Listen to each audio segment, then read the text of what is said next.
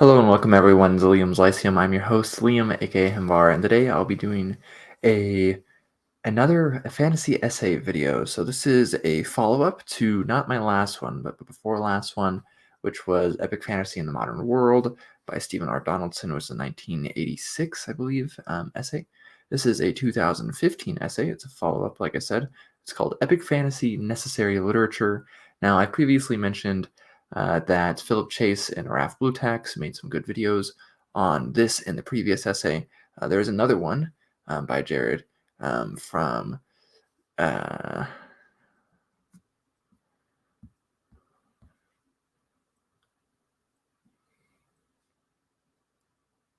there's another one by Jared from the Fantasy Thinker that also goes over this essay in particular.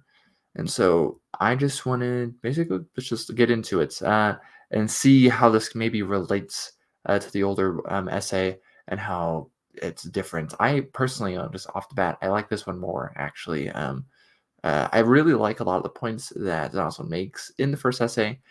He kind of is swinging really hard and he overdoes it a little bit, I think, by insulting some things and getting some things.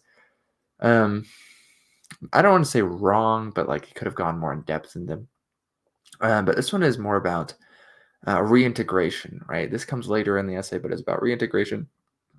And it's in some ways, this is more at the beginning of the essay, excuse me, the ever-changing view of reality, right, that we experience from our experiences, and that how it doesn't necessarily fit into a narrative.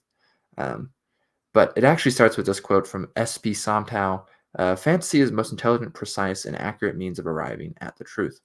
So then this starts with turning into again, a definition for epic fantasy, specifically, well, a little bit of fantasy as a whole as well. Makes a reference to the interview mentioned in the earlier essay as well. It has a great paragraph about what we would, what he says is what we call thinking, but is really fiction. And it's not delusion, right? But what has happened to us and what we predict for the future. This is storytelling, right? So every human being is a storytelling creature, right? And it's not just that we like to make stories like that we think about, right? Like, I'm reading this book right now. It's not like Gary Gygax just made that story up. He just means every day, and every day we are telling a story to ourselves. Basically, we're making a narrative for us, right? Uh, and so he also then goes on to say all fiction is fantasy, which is fair. It's simple but fair. The latter label is generally distinguished, of course, as fantasy label with monsters and magic, and so some would say it shouldn't be considered serious literature. He put serious in quotes. And so he basically says this is for children. And then he rips into them, and this is really the main quote I'm going to share actually from the essay. He says, this is two paragraphs right here. It says, "Then why do I put serious in quotation marks? Because it's perfectly obvious that even the most serious realistic literature is not more serious than the most serious fantasy. Is The Ambassadors more serious than Paradise Lost? Is The Sound and the Fury more serious than The Fairy Queen? Clearly not. In fact, it would be impossible for any intentions to be more serious than John Milton's or Edmund Spencer's or Alfred Lord Tennyson's. Yet Paradise Lost and The Fairy Queen, like Idylls of the King, include magic and monsters, and even the most jaded reader would admit that these works are not written for children. And what's wrong with magic and monsters anyway? Why are they considered relevant only as forms of escapism, as immature wish fulfillment, as metaphors, as a form of language? They are as human as dreaming. Indeed, they are as necessary as dreaming. They express important aspects of every identity. We can't know who we are or what we're made of if we don't take them into account. And if it's true, as Carl Sagan argues in The Dragons of Eden, that dreaming itself, with its attendant magics and monsters, arise from the most primitive structures of the brain. They are also the most universal aspects of our lives. They are what we, the great mass of humankind, have most in common. As individuals, we're isolated by languages, cultures, races, geographies, and histories, as well as by the inescapable prisons of our own skulls. But we all share the substances of our dreams. Sleeping, we all have experiences that are shaped by what we might as well call magic, because they have no linear or rational reasonings or reasons for happening. Sleeping, we all encounter terrors that have no better name than monsters. So that's in that quote. Then he goes on to say that fantasy answers life's great questions, right? Again, connecting it to the epics of the past, which he did largely in the first essay. He says it's fantasy is irrational, transcendent, and spiritual. He mentions evil not being out there, but in here, right? So it's not something that's outside us, but it's in us, right?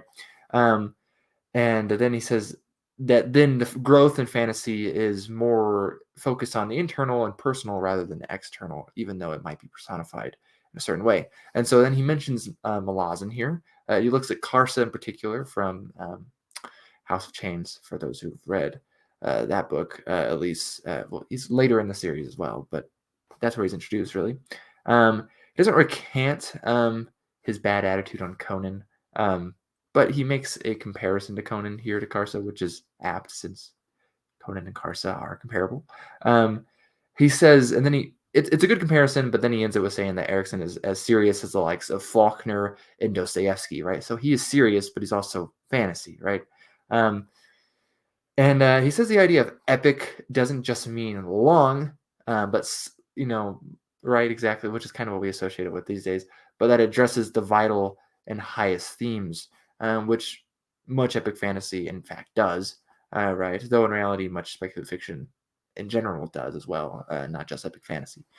But of course, this is on epic fantasy, largely because that's what Donaldson writes, so no surprise. But then he moves into the sense of alienation we have in our postmodern world.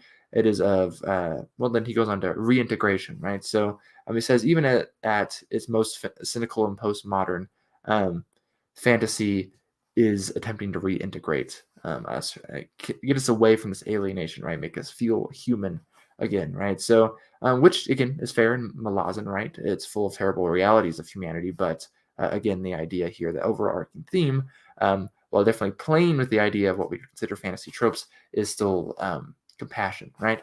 Um, and we see similar things in some modern works as well, but those are older and some. I just won't bore you with those. But anyways, fantasy is again though. I mean, this is my own thoughts here. That fantasy is something that plenty don't like, right? Like my wife included. Um, but for me, it's a lot of people look at fantasy, even when he's at the escapist level. But the idea is that fantasy gets lost when you just label it as escapist because it's art. You know what I mean? Just like literature in general is art, and art has always had a purpose, right? Or many, generally. The idea is to find truth, whether that's in the face of industrialization, right? For the Romantics or the Modernists, maybe, or the colonialism, same groups, even they're kind of in a isolation and alienation in our own societies today. So I mean, you can have this in Lord Dunsany, right? Who's you get different themes with him, right? He's obviously part of the gentry. Lord is not as a name; that is his title. And then you get like the blue collar works of Robert E. Howard as well, right? And then we still have these matters present in current fantasy, and you could say that to some extent they're present from what we would call really the start of fantasy, probably in the 19th century, anyways. So he ends with this quote, and I found it really poignant. So, if modern fantasy and especially epic fantasy serve any function at all, I mean any function that we haven't already seen beaten to death in our literature, it lies in the ability to dramatize, to demonstrate reintegration. In a nightmare world ruled by alienation and nausea, the quest for identity, and the comic doomsday vision, what could be more necessary? I got chills actually reading this essay. I thought it was really well done. I liked it a lot more.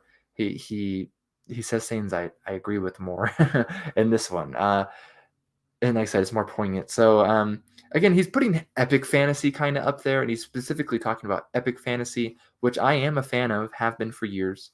Um, it's not my favorite fantasy subgenre, right? So he's connecting that though to literary merit of the epics of the past, right? So maybe that's easier for him because, like I said, he writes it. Epic fantasy has the word epic in the name, which I'm not even sure when the term epic fantasy like became stabilized as the the name for epic fantasy, because I know when Leiber and Moorcock, I believe in the 60s, were trying to figure out the name for sword and sorcery, Moorcock suggested epic fantasy, if I'm remembering correctly. So obviously it wasn't then, but epic fantasy also is generally tied more to this Tolkien idea, which Tolkien wrote in the 50s. It doesn't really get popular till the 60s, which is when Ballantine, like adult fantasy book collection, comes out because of Tolkien's popularity. So republishes some older stuff. And then you really have the Tolkien imitators coming out in the 70s, really starting with Shannara and then going into Dragonlance in the 80s and basically every fantasy after that. Okay, I can't say basically. Basically, most really popular fantasy after that. Right. So, um, again, so it kind of works in general, though. He's just kind of focusing on epic fantasy, right? So it kind of works for just fantasy as a whole, as well, though. And you can see some of this, though, that it also kind of fits with something like Sword and Sorcery. If you were to read Why Sword and Sorcery by Brian Murphy, I've done a essay video on that previously as well. So, um, but yes, anyways, this is a fun essay. Again, Epic Fantasy Necessary Literature by Stephen R. Donaldson. I haven't read anything by Donaldson yet. He seems like a very interesting guy. I feel like I will very much enjoy the Thomas Covenant books when I do get to them. Um, that's just one of the thousands of things I need to read still, and I'm constantly chipping away at that as the tower gets larger, right? But anyways, what are your thoughts on this? I quoted less from this one this time around, but it's actually a very good essay. It's available online. I believe this was originally posted on his blog or something. I will link it below and you can read it. So and I'll link those videos below also talking about this. So anyways, this has been Liam Williams Lyceum. I will catch you next time.